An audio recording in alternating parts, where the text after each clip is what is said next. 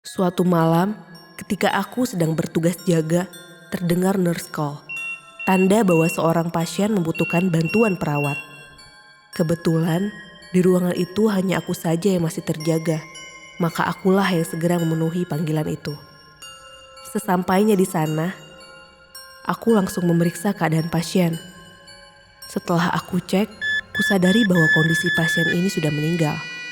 Tapi, aku tetap membangunkan seniorku untuk mengecek kembali pasien ini supaya tidak ada kesalahan informasi.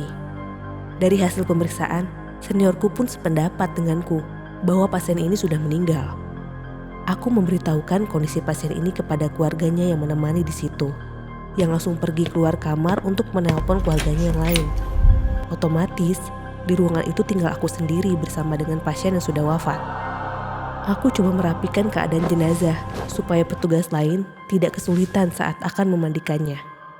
Kebetulan pasien ini meninggal dengan mata yang terbuka, maka aku mencoba untuk merawat jenazah ini dengan menutup matanya. Namun, anehnya mata jenazah ini selalu kembali terbuka setiap kali ku coba tutup. Akhirnya, aku beralih ke bagian tubuh lainnya seperti merapatkan kaki dan memposisikan tangannya seperti gerakan sholat. Tapi, setiap kali aku sudah memposisikan tangannya dengan benar, tangan jenazah ini selalu jatuh lagi dan lagi. Mungkin sekitar 5-6 kali aku mencobanya. Anehnya lagi, setiap kali memperbaiki posisi tangan jenazah, tangannya menjadi semakin berat. Tiba-tiba, aku merasa ada hembusan angin di leher belakangku, diikuti dengan terdengarnya suara lirih memanggilku. Mbak. Dek. Aku panik. Saat itu tidak ada orang lain lagi selain jenazah ini. Aku benar-benar takut banget. Kakiku terasa kaku, susah sekali untuk beranjak pergi. Akhirnya aku coba tenang dan mengajak bicara jenazah ini. Maaf Pak, saya minta bantuan dan kerjasamanya ya untuk memudahkan pekerjaan saya dan tenaga medis lainnya. Saya izin membenarkan posisi badan Bapak ya. Setelah itu, tangan jenazah ini kembali enteng dan tidak terjatuh lagi. Terakhir, aku coba lagi untuk menutup matanya dan kali ini langsung berhasil. Terima kasih ya Pak untuk bantuannya. Sekarang semuanya sudah selesai. Bapak saya pindahkan ke ruang jenazah ya. Semoga Bapak juga tenang di kehidupan setelah ini. Aku pikir setelah berterima kasih, suasana akan tidak menakutkan lagi. Tapi perkiraanku salah, karena jenazah ini membalas ucapanku. Iya Mbak. Suatu malam, gue sama nyokap gue lagi nonton TV bareng. Kita kayak biasa sambil rebahan di sofa yang ada di ruang tamu. Dari sofa itu, kita juga bisa lihat seluruh isi rumah, termasuk ngeliat keluar rumah dari jendela ruang tamu. Malam itu, acara TV yang lagi kita tonton seru banget, sampai-sampai kita berdua lupa waktu. Yang gue ingat, gue sempat dengar suara ketokan sis kamling, tanda kalau mereka lagi pada ngeronda. Tapi, gue sama nyokap gue asik aja lanjut nonton TV. Lagi seru-serunya nonton, tiba-tiba nyokap gue berubah jadi bete. Karena merasa ada yang terus mengawasi kita berdua dari tembok sebelah jendela ruang tamu. Sekilas gue lihat, gak ada siapa-siapa di sana. Gue bilang sama nyokap gue cuekin aja. Beberapa saat kemudian, nyokap gue bad mood lagi. Nyokap gue ngerasa risih. Katanya, yang ngawasin kita berdua masih ada. Apaan sih, Mah? Gak ada apa-apa di sana. Bayangan Gordon kali, Mah? Enggak, Kak. Di mata ibu, jelas banget itu orang kok lagi liatin kita mulu. Coba, Kak, kamu samperin sana. Akhirnya, gue samperin titik yang dimaksud sama nyokap gue. Dan setelah gue periksa, gue bener. Gak ada siapa-siapa. Gue balik ke nyokap, gue tenangin, supaya kita berdua masih bisa lanjut nonton dengan tenang. Tapi lagi-lagi nyokap ngerasa risih sama titik yang dia anggap ada orang di sana. Tanpa mikir lagi, nyokap gue langsung matiin TV dan pergi ke kamarnya. Di saat itu, gue heran banget sama nyokap, karena gue emang gak lihat ada siapa-siapa. Ya udah, akhirnya gue ikut tidur aja. Tapi sebelum tidur kayak biasa, gue mastiin dulu semua pintu dan jendela rumah gue udah terkunci. Walaupun gue yakin gak ada siapapun di ruang tamu, tapi rasa penasaran gue masih terus ngedorong gue buat nyamperin ke titik tembok yang dimaksud nyokap gue. Pas gue perhatiin bener-bener, tiba-tiba muncul bayangan dari tembok. Di situ gue masih berani buat nyamperin, karena gue mikir itu cuma bayangan aja. Gue deketin muka gue hampir sejengkal dengan tembok. Dan di saat itu, rasa penasaran gue pecah menjadi ketakutan, karena bayangan tersebut lepas dari tembok. Dan yang bikin gue lebih panik, sosok yang gue lihat itu mukanya rata.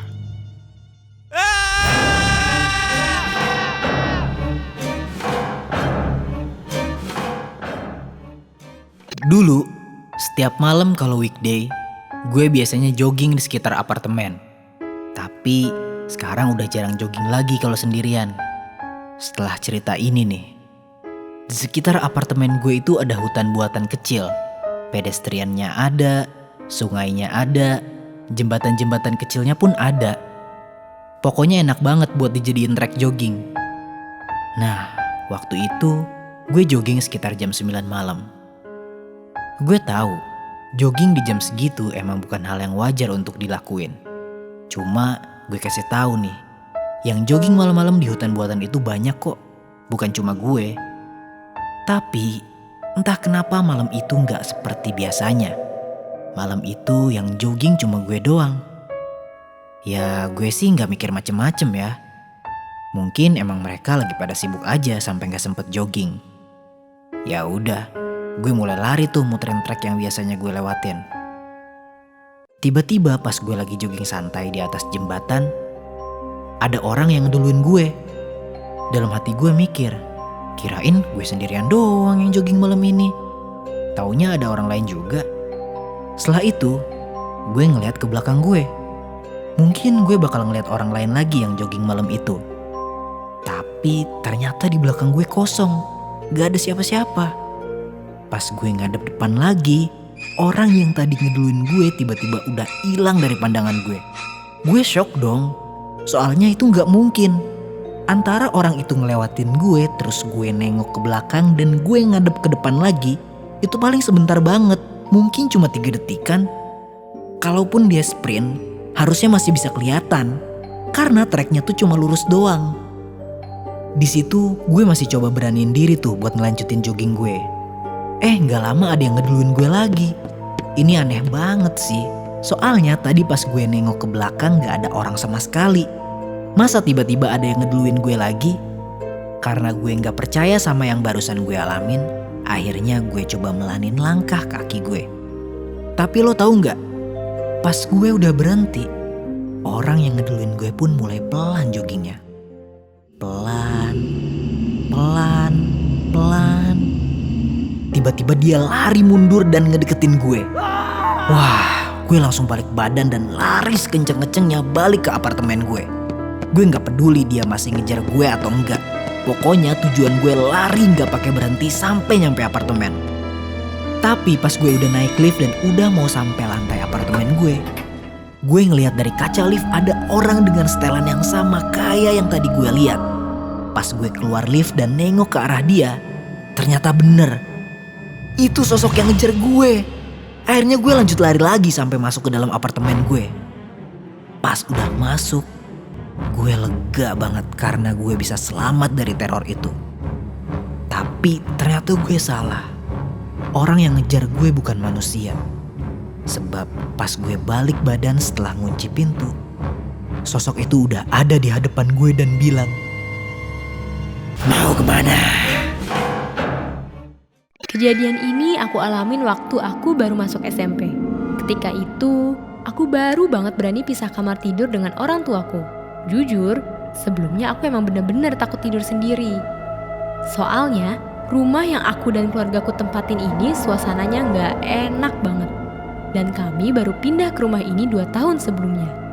Singkat cerita, beberapa hari setelah aku tidur di kamar sendiri, malam-malam aku kebangun terus karena aku dengar ada yang manggilin aku pas lagi tidur.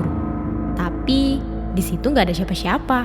Orang tuaku pun ada di kamar mereka. Akhirnya aku tutup mata lagi, berusaha gak peduliin panggilan itu. Aku ceritain tuh ke orang tuaku. tuaku bilang, paling itu cuma halusinasi aku aja karena akunya ketakutan. Di situ aku mikir kalau omongan orang tuaku ada benernya. Mungkin emang itu cuma ketakutan aku doang. Ya udah, di malam berikutnya aku coba buat ngalihin ketakutan aku dengan baca buku sampai ketiduran. Cara ini emang bikin aku lebih berani sih buat tidur sendiri. Tapi suara yang manggil aku tuh muncul lagi, sampai bikin aku kebangun. Akhirnya aku bangun, aku mau mastiin suara itu cuma halusinasi aku doang atau emang beneran ada. Ayo kita baca buku lagi. Di situ aku makin takut, merinding banget. Aku tutup muka aku pakai bantal. Tiba-tiba ada yang narik aku sampai jatuh dari kasur dan aku terus diseret sampai lantai bawah. Aku teriak-teriak, aku minta tolong ke orang tua aku dan untungnya mereka denger. Aku udah mau ditarik keluar rumah. Orang tua aku berhasil narik aku lagi dari sosok yang nyeret aku. Abis itu aku nangis ketakutan banget di pelukan orang tuaku. Besoknya kami memutuskan untuk pindah sementara dari rumah tersebut. Usut punya usut, ternyata rumah yang orang tuaku beli ini memang angker. Dan orang tuaku pun akhirnya memanggil pastor untuk membaptis seisi rumah.